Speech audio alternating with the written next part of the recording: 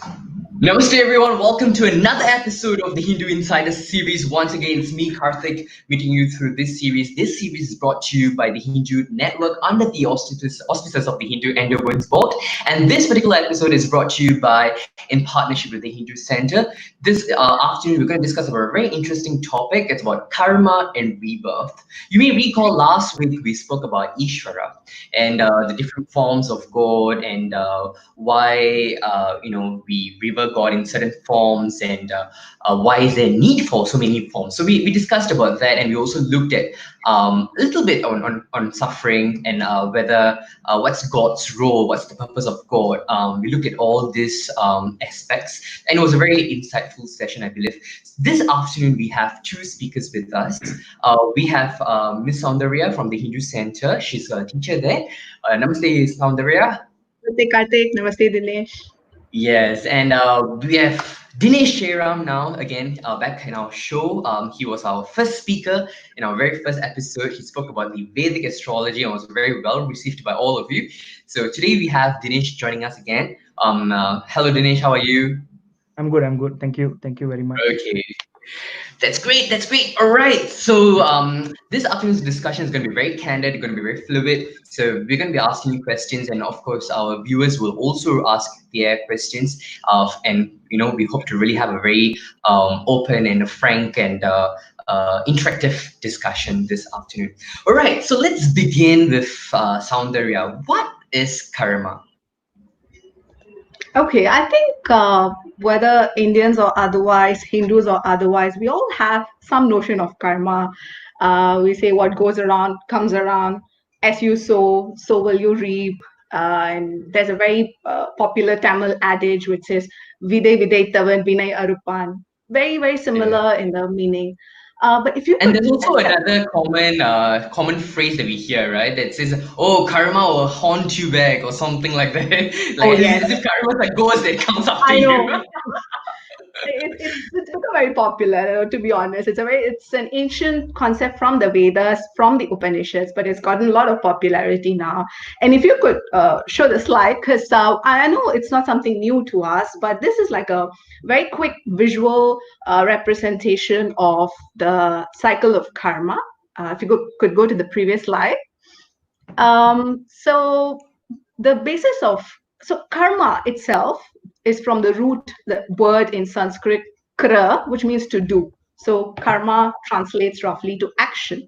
But the point to note is that this action is not just what we do, but it is at three levels.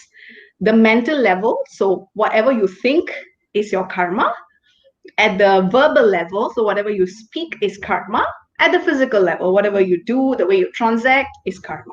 So everything put together is karma. So remember that your thoughts, your words, and your deeds will constitute karma. So whatever we do has a scene reaction, which is what we're all fixated on. We put some result, we want the appreciation from our boss. We're always after the seen results. But Hinduism tells us that there is this important unseen component, the unseen reaction, which will result in either a merit or punya, which is a Sanskrit word. In Tamil, we say punyam, or a demerit, negative karma, which is called papa in Sanskrit, or pavam, punyam pavam. So every action we do has this unseen component, which will either earn punya or papa, or both. So let's take an example. I make a donation. So there's the COVID situation, people are asking for donations. I make a donation.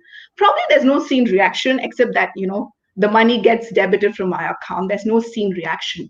But Hinduism says that with that act of charity, you earn this unseen component of punya. So you have this bank account. So all of us are having this punya and papa bank account with us.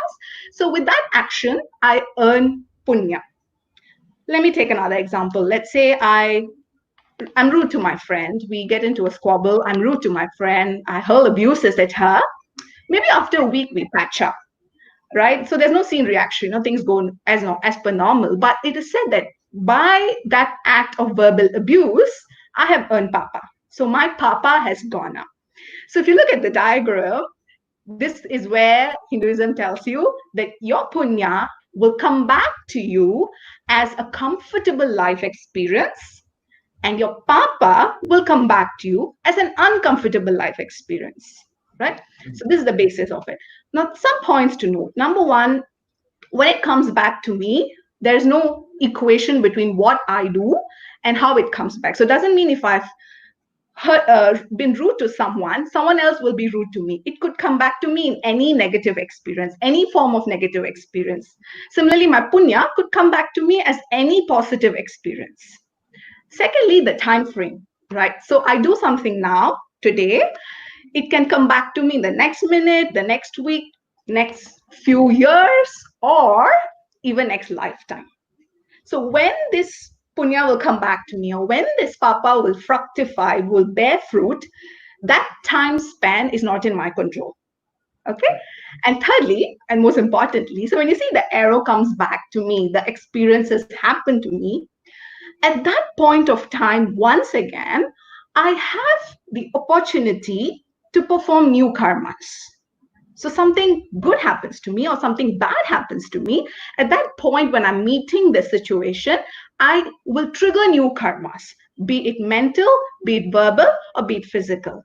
So this is where my free will comes in. So if I am able to channelize my reaction, my response, so even a papa, which comes back as a negative reaction, if I still act negatively, something happens to me, say, a papa comes back to me and I face discrimination at my workplace. Someone is looking down on me.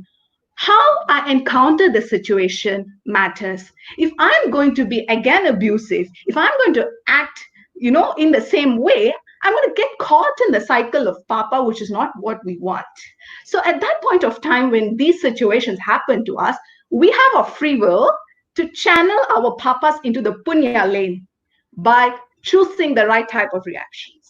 So that is where karma concept is very powerful, because it's not fatalistic. Things do happen to us, experiences do happen to us because of our past karmas. But remember, we do have the free will to do the right karmas and earn punya at any point of time. Right. So if it's about all about past karmas and we still have the free will, then how do we then score like in a way, strike a balance? Okay, so this bank account is not visible to us. So all that we can endeavor to do is add on to the punya account. Do actions such that we score points, like what you mentioned. So this is where our scriptures tell us that there are certain punya earning mechanisms, certain ways where you can easily score your punya points. And I love your introduction about God, because all the punya earning mechanisms always relate back to leading a God-centered life. Like what Mr. Ravi mentioned in the previous session, all your sadhana, your practices, your religious practices, prayers, japa, chanting, even simple kirtana, singing for God, thinking about God. So all these actions which are centered on God will definitely earn punya for you. So that's where our scriptures empower us with that punya earning mechanism. Secondly, leading a God-centered life also gives you the ability to take on your experiences in a better way. In Karma Yoga, this is called prasada buddhi. So when you lead a God-centered life, whatever be the karma that happens to you, positive or negative, you are equipped with that mental strength and the ability to take on what happens and face it with a cheer. Okay, so at this juncture, we in our daily life transaction, we do so many types of actions, right? Some of it is selfless, some of it is for our own needs.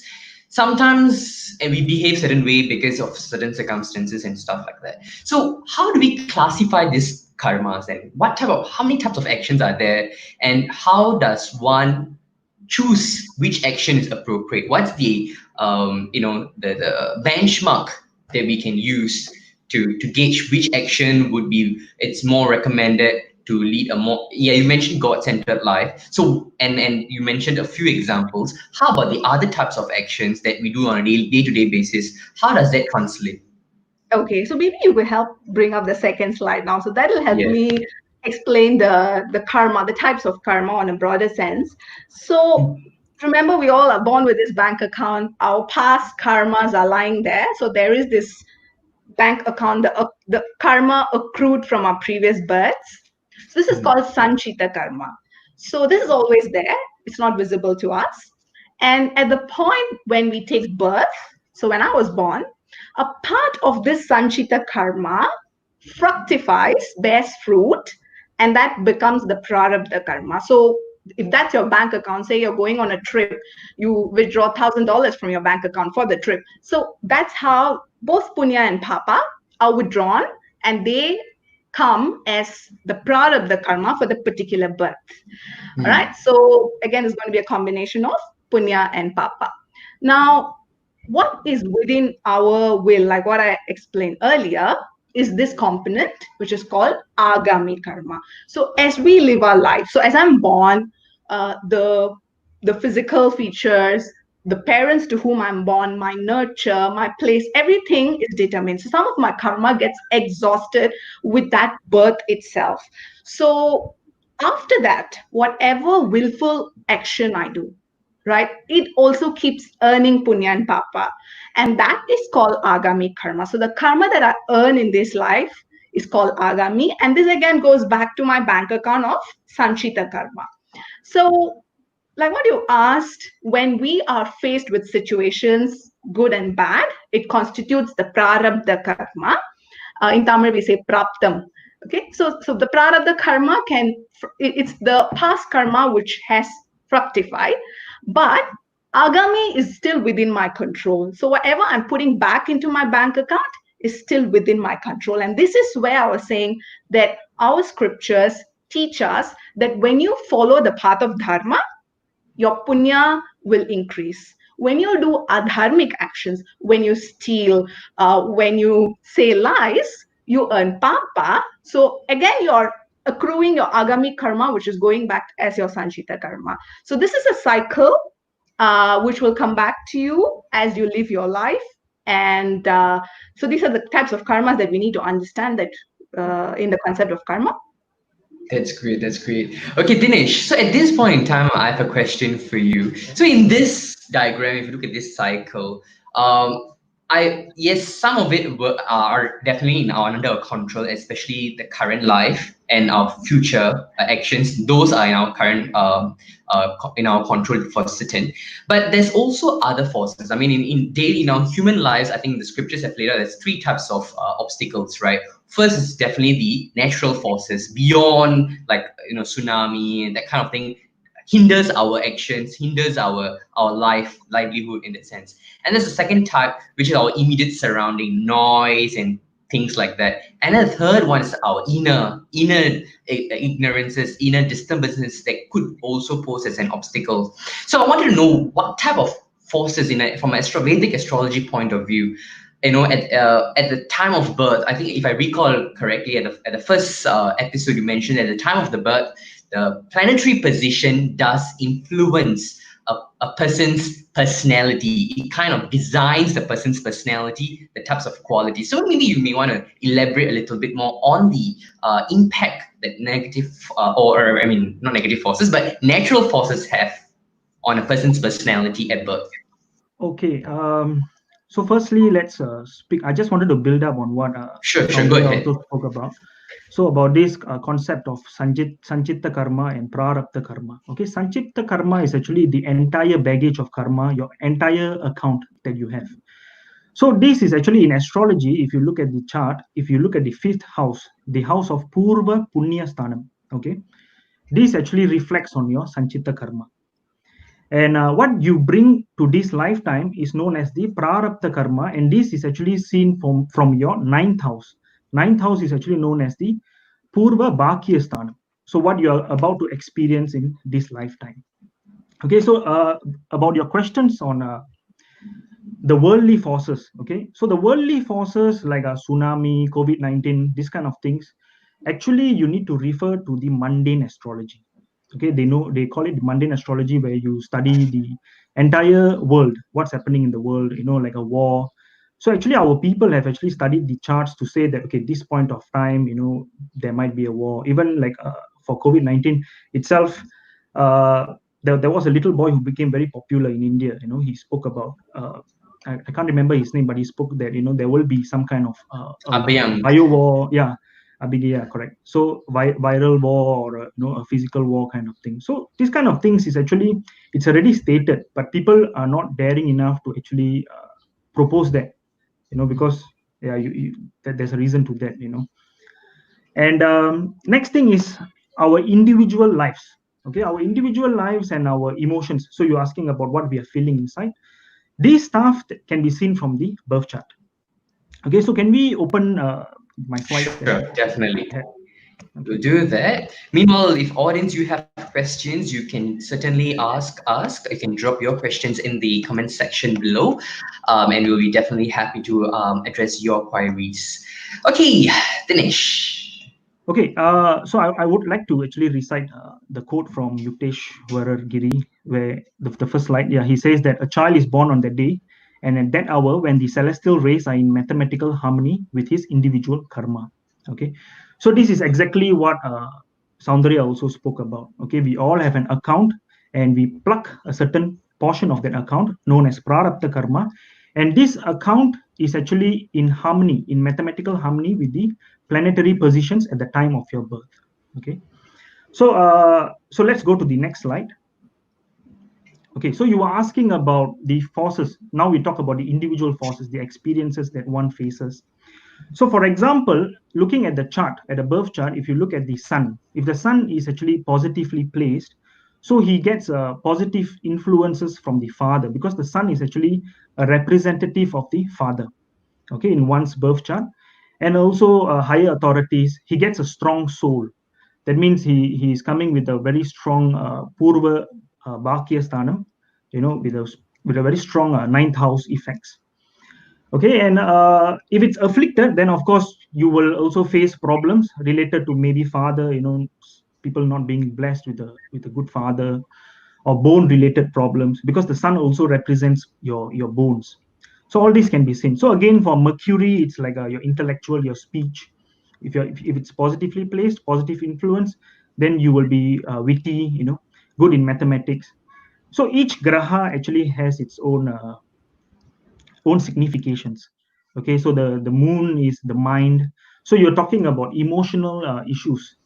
So people who have afflicted moon. So for example, in astrology, there is a concept known as gadanta, the birth taking place in a gadanta, which means it's actually in between the fiery and watery signs. So in astrology, there's fiery, watery, earthy, airy signs and stuff like that. So if the moon is placed in a gadanta, which means it's exactly at the 0 degree mark between fiery and watery, then the moon is afflicted. So the mind gets afflicted. So all this is actually seen from your chart. So again, you can go to the next slide, looking at, I think, Jupiter, Mars. So Jupiter actually reflects on your knowledge, on your shastras. So people who have well-placed Jupiters, they are naturally inclined to pick up scriptures, and also dharma. They go in the dharma path. And Jupiter is also a signification of children. So, and then we have Mars. Okay, so Mars is like courage, strength, and your siblings. So if it's afflicted, then it's vice versa. These areas will be affected also. Yep. So okay, and then your other grahas, Venus and Saturn. So Venus, marriage issues. Venus is actually the Kalastra Karaka. So which means she represents marriage. Okay, and Saturn is actually for longevity, known as the Ayush Karaka. And also if it's afflicted, then people can get muscles related problems. So each graha represents many things. Okay, but this is not a standalone point to confirm that a person has issues. You also need to study the chart, because you have 12 houses. Each house represents certain things. Okay, then you can confirm if the ninth house is afflicted, the sun is afflicted, then we can roughly say that there's some issues with the father in a birth chart, something like that. Yeah. Yeah, so that's very interesting, because then it has an influence on our prapta karma in that sense, right? Our current karma, it just is called prapta, right? Our current Prarabdha karma. karma. Yep. Yeah. our current, a present one, right? Yeah, so it's interesting how it has some influence, but at the same time, we still have the free will. So just trying to match Vedic astrology perspectives and as well as the karma perspective, it just allows me to say that it actually empowers one to make well-informed decisions about the next action. So they know that, hey, you know what? Roughly, these are my personality, these are my qualities, these are probably some issues that I may face. So it actually allows one to be a bit more aware, a bit more mindful. So, and I think that's karma all about, right? The concept of karma is all about trying to encourage us to lead a very mindful living lifestyle. So now going back to an earlier point, Soundharya, you mentioned, yes, these are natural forces, and you mentioned the free will.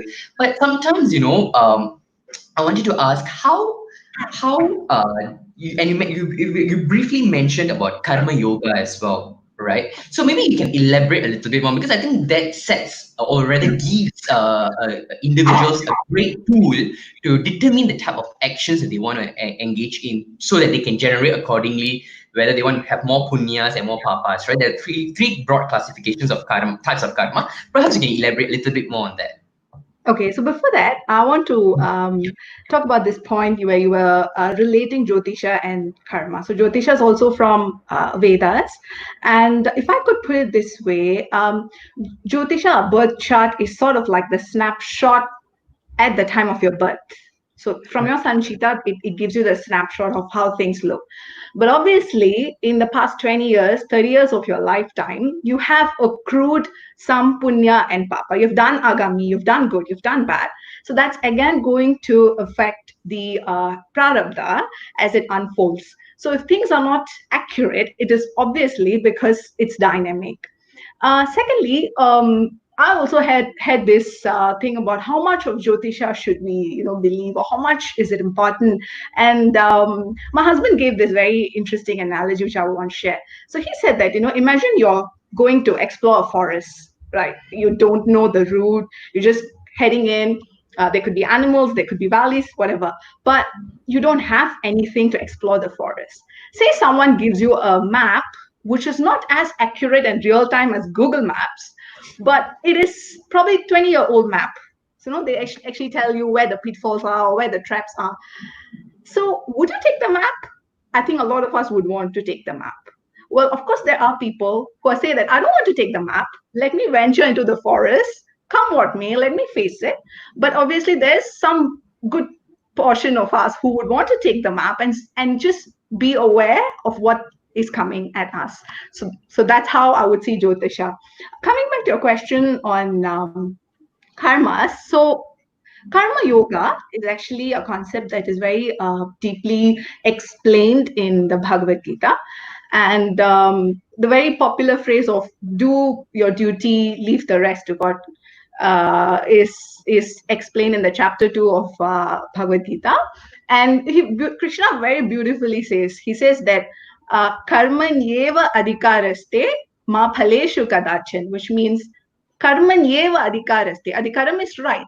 So your right is only at the point of doing karma. Karmanyeva adhikaraste. Ma phaleshu kadachan, phalam is fruit. You don't have any right or you don't worry about the fruit. Your right or your jurisdiction is performing the correct action. How the fruits come to you is my problem. Lord Krishna will deal with it. So Karma Yoga has these two aspects of how you have to do the right action. And this is called Arpana Buddhi, the attitude in which you do your actions. So obviously, when I mentioned earlier, you do the right actions, dharmic actions, which will earn you punya. How do I know what are the dharmic actions? You have to fall back on the scriptures. So once you do the right action, the attitude is also important. So when you do it with the attitude of giving up all your action for God as an arpanam, as a dedication for God, then you do it with 100% dedication. Say I have to offer a flower to God, a fruit to God. We wash it, we bring the best flowers to God because that is our attitude to God. Similarly, whatever action I do, even if it is doing the dishes, I know, in this COVID times, you guys are at home, you will know the pain of doing all the mundane household chores. But even if it is the mundane household tasks of doing the dishes or changing your sheets, do it with an attitude of arpana buddhi, as if you're dedicating it to God. And when the results are coming back at the point of taking your prarabdha and accepting the results, accept it with prasada buddhi, which is the attitude of cheerful acceptance. Whatever God gives me, I accept the results cheerfully. Because A, it is me who has sown the seed, it is my karma which is coming back. And B, God is giving me this experience to teach me something for my soul to evolve. So prasada buddhi is probably even more important than arpana buddhi, because a lot of us struggle with the results. A lot of us struggle with the uncertainty of life. And like you rightly mentioned, the COVID situation, be it Jyotisha, be it looking for solutions to our life's problems, we always feel that something wrong is happening only to me, and we struggle with the experiences of life. But what's important is this prasada buddhi. If we went to temple and we got the prasadam, we'll never complain about the prasadam, right? No, it's less salty or less sweet. We accept it with this cheerful attitude. So that's how we should accept the results of what we've sown. That's great. So Dinesh, Soundharya just now earlier mentioned that these actions and we leave the consequences and the rewards to God. So on that note, I think a very popular series right now that goes on a television. It's there's this Tamil series. It's translated, I think. It's called the Sangara Tirkum Shanishwara. So it's about Shanishwara, and in that series, it's very interesting. It's on Colors TV. So for the rest of you, if you want to catch, go Google it. It's very interesting and very insightful. I think many of us, or I'm not sure about overseas, but I think in Singapore, I think we are used to always hearing of fearing of Satan, the planet. We see Satan as a planet, as a person who only, or I mean, the Ishvara in that form, as offering a lot of difficulties. But it's only after I watched that series, I've realized that actually Satan allows one to understand the inner self, and there's a short nickname for him called the Karma Palan Alipavan in Tamil, where he actually offers the rewards, and he gives difficulties so that one gets on the right path. And it's very interesting how Satan it's being portrayed in that Purana. So I just wanted to ask your knowledge on it as well. That is it true? I mean, is that true? That Shanishwara is actually seen as a karma palanalipam, the one who gives you the rewards of your actions. Therefore, the difficulties and the calamities that you're put through, the trial that you're put through, it's mainly to rise above stronger and to refine your inner personalities. Just wanted to get your thoughts on that. Okay, so for Saturn himself, he's basically Saturn is supposed to be seen as a teacher. A lot of people look at him as someone who's a punisher, but it's not like that. He's actually a teacher. Okay, so if so during his Sade Sati, the 7.5 year periods, okay, that's when people fear the Saturn, the Elder Natasani. Yeah, and they actually use it in a very negative way, and after watching, it's like, why do we fear him? There's nothing to be fear about. You see, a lot of people actually have emerged out of this 7.5 year period very successfully. Okay, so when I check with them, like I speak to a businessman, he was telling me this 7.5 years was extremely challenging, but it turned out to be extremely fruitful. So a lot of my efforts turned out to be fruitful. So then I went to check his chart. I realized that he had a well placed Saturn. So that's the thing. Saturn is like you should not be afraid of your teacher as long as you have studied for your exams and you do with due dedication your exams, you sit properly and you do it properly, the results will be there. You will definitely pass, or you will even ace it. Okay, so but Saturn is there to be the teacher. But if you are playful, if you make mistakes, what I actually mean here is actually your sins. Okay, if you have picked up a lot of sins, then of course Saturn as a teacher, he's back to giving back the papas to you, so that you will have to face the challenges in this lifetime. But again, we do not need to fear this. Okay, we can do the Saturn remedies. So like how Soundharya was saying that it's a map. Okay, your birth chart is like a map. It's for the uncharted terrain. It's like a map. You roughly know what is about to happen, because karma is actually timed. Okay, karma is definitely timed. So you have your good periods, your bad periods. So during your challenging periods, there will be challenges, but karma is also alterable. Okay, by doing the appropriate remedies, the agami karma that you pick up right now, the actions that you do, the prayers, the remedies, the donations, the charities, everything will actually unfold to actually assist you, even in this lifetime itself. So that's what I try to advocate to people, when they go through the 7.5 year period, do not be, frightened. You do your prayers, you do your donations. There's a certain methods to do these donations, certain methodologies to be more direct with Saturn itself, like donating on a Saturday, donating on the 8th, the 26th, the 17th of the month, these dates, because 8 is actually representative of Saturn. So all these things will actually reduce your negative karmas, and in turn you will not be facing so much of challenges that is Right. about to unfold. Yeah. Okay, so what I'm hearing right now, it's really encouraging. I think in Sanskrit we call it satvika karma, going towards selflessness, and that's one way where there's always an imbalance between our papa and the punya. From what I've gathered from the way you guys have presented certain important points, I think this is what I'm getting, and correct me if I've misinterpreted it. So it looks like we have to. There's three types of karma, right? The sattvic, rajasic, and the tamasic. So tamasic is the one that doesn't benefit anybody. In fact, brings a lot of harm to us and the others around. And this could actually involve quite an array, wide range of activities, right? That could be even physically harming, even having ill intention. That would be classified as a tamasic action. Being ignorant of how others would feel and just doing the way we are. So probably that's the type of tamasic actions that we're talking about here. And then we have the rajasic karma, which is more to do with our immediate security needs, like Absolutely. going to work, meeting our needs and etc. like that. And the beneficiaries are just often limited to your family and friends probably. And then the sattvic one is selfless, where you go towards it's more leading a even more closer God-centered life. You still can lead a God-centered life with the rajasic karma while performing a rajasic karma, but it's even more closer to the God-centered life in that sense, where you dedicate your life for others, you do things for others, you help others, and you don't get any you have no expectations on the return. So these are the broad thing. And here I want to ask is, yes, we have got the different experiences. So the way you have presented is more of encouraging all of us to do more sattvic karma, and if it's rajasic karma, make sure it's aligned with dharma. So that dharma here is the universal law as well as our country law. Not just say it has to. We have to, oblige. We need to obey the rules and regulations according to our setting.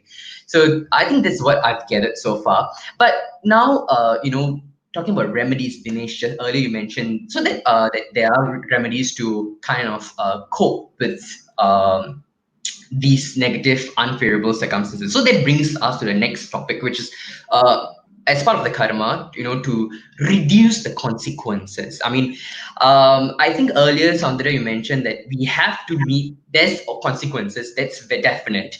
But is there a way where we can reduce the consequences? I know Dinesh, in a short while, is going to share a little bit more about the ritualistic part. How about the self-knowledge part? Oh, definitely. So, when I mentioned earlier that when our prarabdha karma hits us, both good and bad, the only way to take it with the attitude of prasada buddhi is when we lead a God-centered life. The other aspect is when we pray to God, our karmas are going to anyway fructify. But when we do our prayers to God, the papa, the negative karma, gets diluted. It doesn't get nullified, like you have to pay for what you've done, but it gets diluted because of your punya. An example, like an Yeah, analogy? so I always give this funny example. So if according to my prarabdha, today if I step out, I'm supposed to meet with an accident, get hit by a bus, and say I do my prayers and I pray to God that, yes, God, take care of me and lead me in the right way. So some of my punya will help dilute the intensity of the negative experience. In Tamil, we say this, right? தலைக்கு வந்தது தலைப்பாகையோட போயிடுச்சு. If an arrow was supposed to hit my forehead, it just hit my turban or my headgear. So similarly, if I'm supposed to be hit with an accident, probably I just tripped and I just got bruised or broken arm. So the intensity comes down, it gets diluted. So my punya fills in and it dilutes the intensity of my papa. So I will still have to pay for what I've done, but it gets diluted. So this is where the Ishvara Anugraha, the grace of the God, comes in. One is, yes, whatever happens, you pray for the strength to face the results in Prasada Buddhi. And again, as a preemptive point, when you do your prayers, you ask for God's grace to lessen the effect. So when we put, like what Dinesh was talking about, Sanishwara, even during my 7.5 years, I would vouch for it that I learned so much. It was not easy, but I've learned so much out of the 7.5 years. So, and every time I put the yellow velku, I always pray that whatever you give me the strength to take it, and also lessen it if you can, lessen the intensity and show me your grace. So that's what we pray for. And that's an important part of being able to counter our karma. So how do we then know whether our prayers are answered, Dinesh? Is there a way, like, I think in today's science world, we are often seeking for validation. We want proof. Okay, I've done this already. Show me whether things have improved. How? This is quite difficult to actually to validate that your prayers, your remedies that you have carried out, will it be fruitful? This is it's not possible to know, because firstly it depends on the severity of your papas that you have brought to this lifetime. Okay, if you have sinned very greatly, like if you murdered someone in your past life or hurt someone very badly, whatever prayers, whatever remedies you do, it might reduce the severity to a very small extent, not a substantial one, and you will definitely have to face the consequences of what you have done. Okay, so if in the context of validation, it's very difficult to answer this. Right. Soundharya? No, I was just thinking about the election results. So when you were voting, you didn't know which party is going to win, right? Exactly. You we just crossed it out. At 4 a.m. the results came out. So similarly, I was just kidding, lah. But having said that, I think prayers, in the grand scheme of things, we are a tiny speck, and there is this bigger picture of karma that's in play, and we will have to go through what we have to go through. So like what I mentioned, prayer is an appeal, a call to God.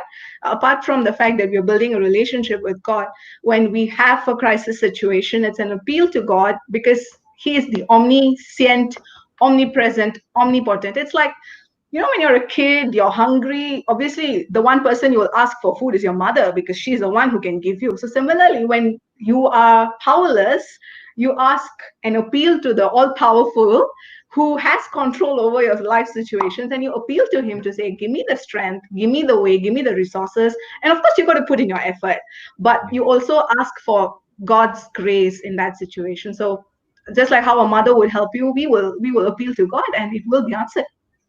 Yeah, that's great. Thank you so much for the comprehensive answers so far. I think we can start taking questions from the audience.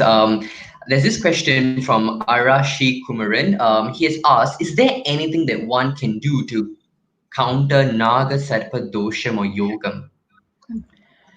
Okay, I'll take that question. So Naga Sarpa Dosham, what is Sarpa Dosham? So basically, Rahu Ketu. Probably you can also elaborate on how it affects our actions and our personality, just to keep it relevant to our topic discussion. Yeah. Okay. Sarpa Dosham is actually basically the effects of Rahu Ketu. Okay.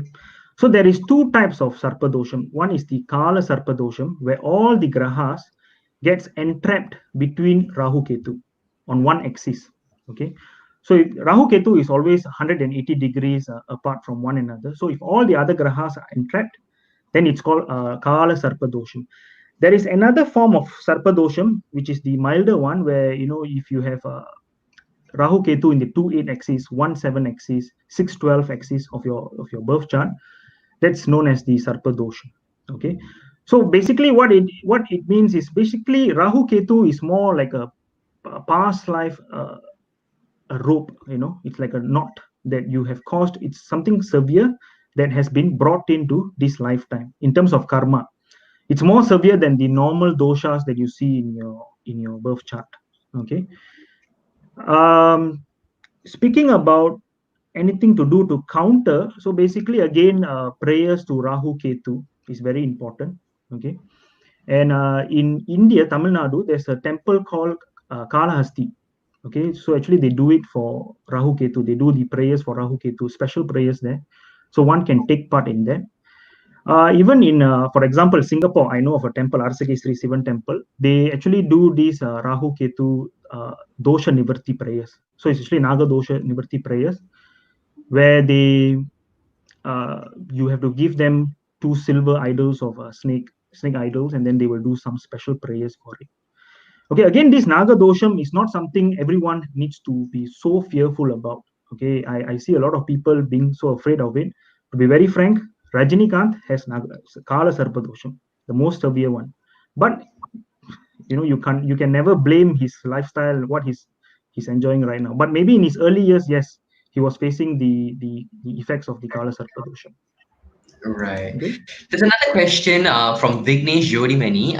Okay, so first, for this question is the first question. Maybe Soundharya, you can answer. He has asked, could you help recommend a book that we could read up on karma and rebirth to expand our knowledge so that we can be more mindful of our actions? Probably at this point, we can share a little bit more on the references, as well as how can one develop a mindful action? Exercise mindful actions. Maybe, yeah, you can share a little bit more on that. Okay, so firstly, that's a good question. How do we know that? How do we know what is karma? And fortunately or unfortunately, Hinduism doesn't have one book. We have a library of scriptures on each and every topic. And to be honest, we ourselves are exploring it in bits and pieces in the way we can. And we're fortunate to have some good teachers at Hindu Center who can unfold the knowledge. But to be honest, all our shastras, in some sense or the other, enforce karma, be it Bhagavad, Srimad Bhagavatam, Bhagavad Gita, all our Puranas. There is some sense of undercurrent of karma and fruits of karma and what happens when you don't do the right action. Be it Ramayana, be it Mahabharata, everywhere there is this reinforcement of the karma principle. So I'm not able to pick out one book. Karthik, if you could help me out in this, what could be a good starting point? Because I think wherever you start, I think there's going to be some learning on the karma and rebirth concept. But one thing I can say is that this knowledge is from our Upanishads. It's from the Vedas, so the philosophical portion of Vedas. So Vedas have all the mantras, and also the philosophical portion called the Upanishads. So very old Upanishads, like the Brihadaranyaka Upanishad, the Chandogya Upanishad, talk about karma and rebirth. So it's a concept that's ingrained in our tradition, and it's been retold and exemplified in various Puranas as well. How are we going to be mindful of our actions? I think the best, one of my teachers recommended that when you read the Ramayana, so Rama is supposed to be the embodiment of Dharma. Rama Vigraho Dharma. So he is the ultimate epitome of Dharma. And when we read the Ramayana, we understand the difficulties he went through, the way he accepted everything with a smile. And he was this example of how one can lead a dharmic life and do the right actions. So these are the examples where we can pick up and be mindful of our actions. But at the end of the day, one also needs God's grace. So we could have all the knowledge that we've gathered on what is dharmic, what is adharmic, and it will rest at a very academic level. But when we couple it with God's grace, our actions can really, you can alter the route and lead everything to the path of punya. So for mindful actions and for karma yoga, the Bhagavad Gita is an excellent place to start. Yes. Yeah. So, Dinesh, the next question, I think it's more for you. Since we talk about planets and their influence on our actions as well, on our karma, there's this question on by chanting any mantra, will it improve my life? Yeah, will it improve a person's life by chanting mantras? So, probably you can talk about the role of pratana in this aspect. Okay, so it depends on the grahas. So those that are afflicted, of course, you chant their mantras, it's good. So for example, Jupiter Guru Mantra, you can do the Guru Brahma, Guru Vishnu, Guru Devo, Maheshwara, that particular mantra. It will help you to the challenges that you're about to face, it will be reduced significantly. Okay, and also it's not only the grahas. Every graha has a presiding deity to it. So, for example, Mars, Muruga, Lord Kartigeya. So we can go and pray to. If your Mars is afflicted, then you can also do the mantras for Mars. You can also do the recite the mantras of Lord Muruga, and pray to Lord Muruga itself. But one thing I like to emphasize here is for every graha, all the grahas, one deity that anyone can pray to is Lord Shiva. He actually presides over all these grahas. That's why in all temples that the Navagrahas are seen, definitely Lord Shiva will be there. Okay, even in India, Kumbakonam, you have the 9 Navagraha temples. All these temples, you will see the main deity is actually Lord Shiva. So Shivanam Yellam, that kind of concept. Right. I think Priya Jaya Gopi has shared her thoughts right now. She said Bhagavad Gita with Swami Chinmayananda's commentary. I think that's a great way to start off. And I think probably for our audience who may just think that, oh, Bhagavad Gita is actually a conversation between Lord Krishna and Arjuna and that's it. Actually, there's more than meets the eye. It's not just a normal conversation, but it's a conversation that allows us to, if we understand the conversation very well, you read it up, you'll understand that it addresses 3 fundamental problems in our life. Sorrows, anger, desires, and delusions. These are the 3 areas that it addresses, because I think many of us, how we perform our actions based on how we feel, what we want to do in our life. We have a lot of aspirations and stuff like that. So the Bhagavad Gita actually guides us, and when we start questioning, why am I going through these hard times? How can I cope with this hard time? The Bhagavad Gita offers a wide range, a plethora of solutions. And I think one fundamental solution that I think again and again I would like to emphasize, or rather, the one solution has 2 prongs. One is self-knowledge, understanding our inner self, to always look inwards. That is a very, very important aspect, because if we don't understand our strength and weaknesses, then it's going to be very challenging. Then you can't be mindful. I mean, Soundharya has been iterating it quite a number of times already. You got to exercise. You got to decide. We have the free will. We have the choice to make.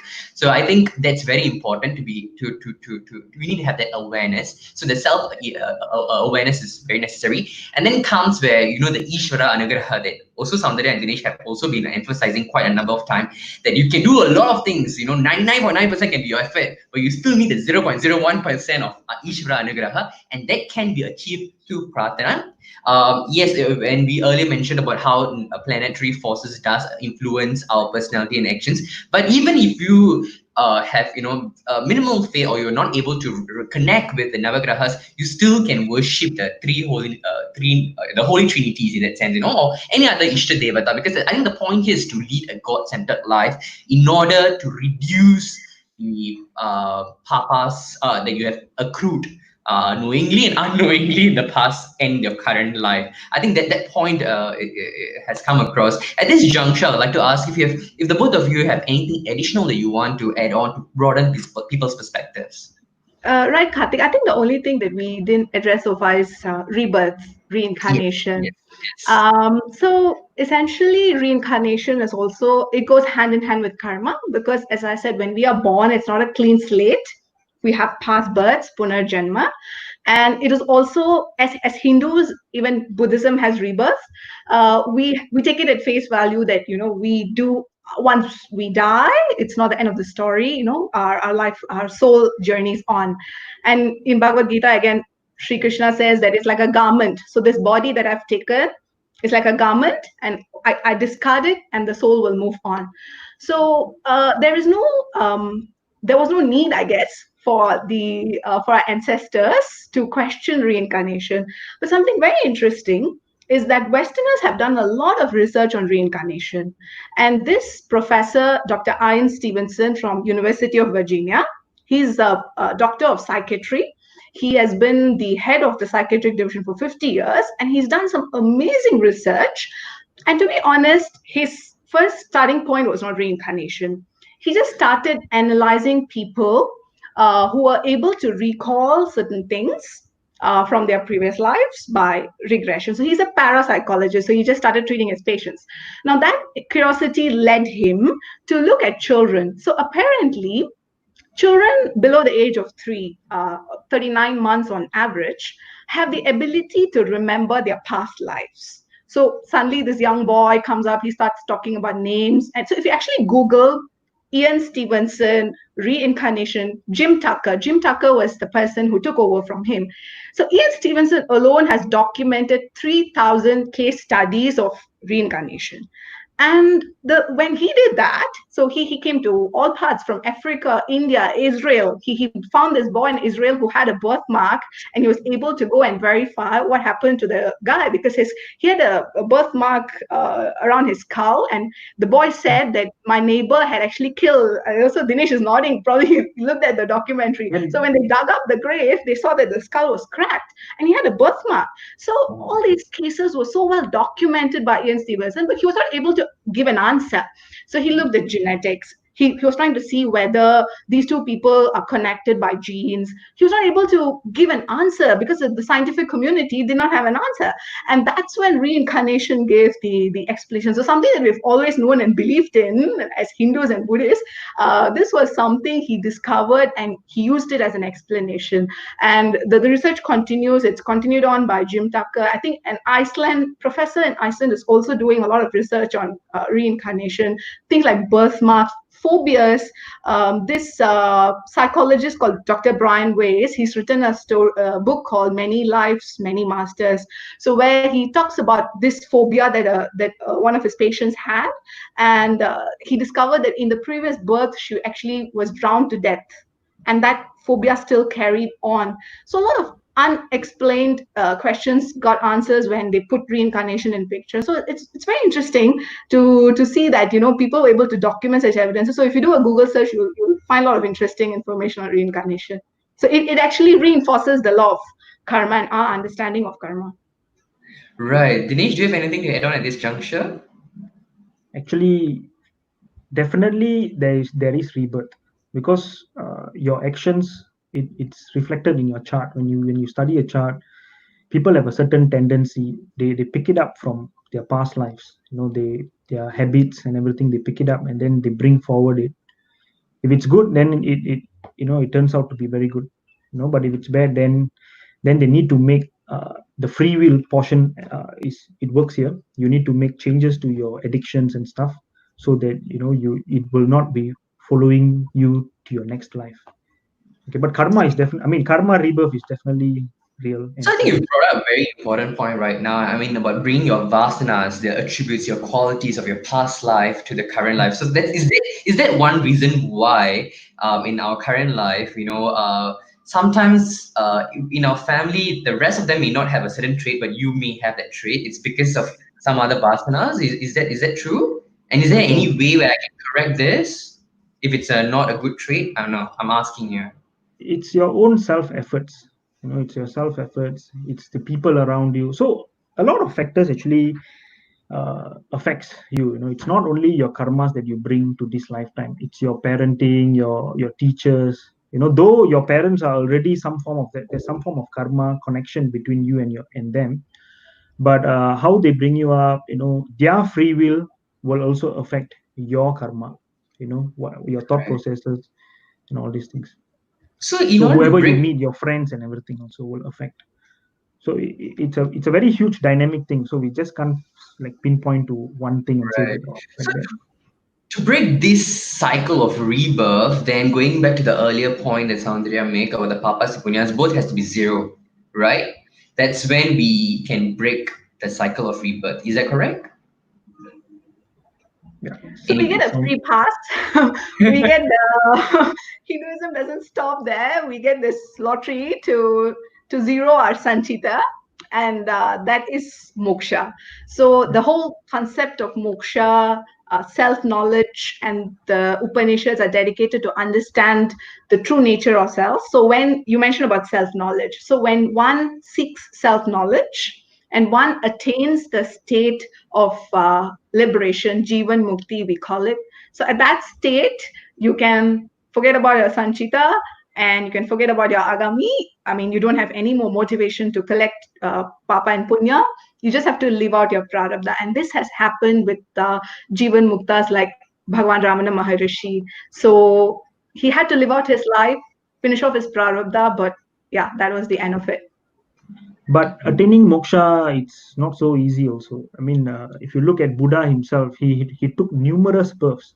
So when they asked him, like, is this your last birth? So he was like, okay, yeah, it's my last birth, but I have been here many times. I've came here, I've seen many of you all before, in my past life. So it's not so easy to attain moksha. No, but everyone should actually take that path. We should move towards that path. Right. So, yeah, go ahead. Yeah. The only solace that we can take in, like what Dinesh said, it's not an easy journey it's not easy to attain moksha, but we should start journeying. And the good thing is the vasanas that you mentioned earlier. So when we start on the journey and when we do self-inquiry and get into self-knowledge, it carries on from one birth to another. So if you actually put in some effort in this birth, all is not lost. You're going to carry some of it. When you're born in your next birth, probably you already have all this background, and then from then the journey continues. So I can also confidently conclude in this afternoon's conversation that we are all not limited to 7 births. I think there's this common misconception that, there's only 7 births, right? So that's totally not valid. It's until you zero your bank account, then when you seek moksha, as in like liberation from suffering, that's the end of your rebirth. Am I right to say that? Having said that, the fact that we're all born as human beings, I think we've traversed quite a good journey, and we can all be happy that we're probably some births away from moksha, and if we put the effort. So probably then we can just look into it very quickly. Everyone starts from a particular species, like particular creature, or what? And then it's like a career progression. Career progression.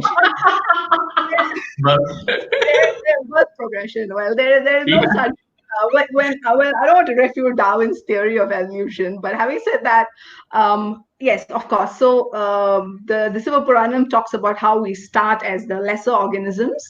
So from the single cellular organisms, Puruvagi, Manidarai. So the human birth comes at an evolved stage, and once when we have taken the human birth, you have the intellect and the ability to get into self-knowledge. So you have already traversed some birth and you've gotten here. So you have the scope, the window of opportunity to get to moksha, and also there's bhakti. So you have the opportunity to, of course, an animal can also have bhakti to God. But this, we've heard of mahans who have given moksha to animals.